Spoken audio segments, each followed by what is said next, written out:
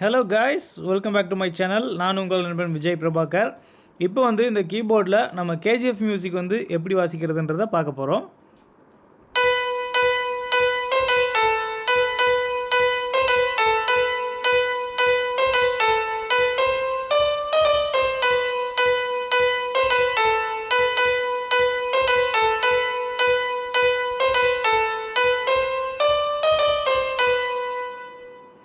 இது நம்ம B4 C5 connect பண்ணி வாசிக்கிறோம்.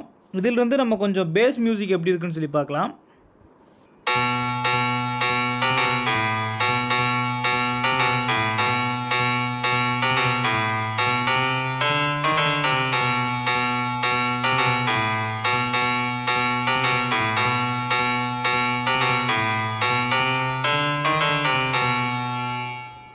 தேங்க்ஸ் ஃபார் வாட்சிங்.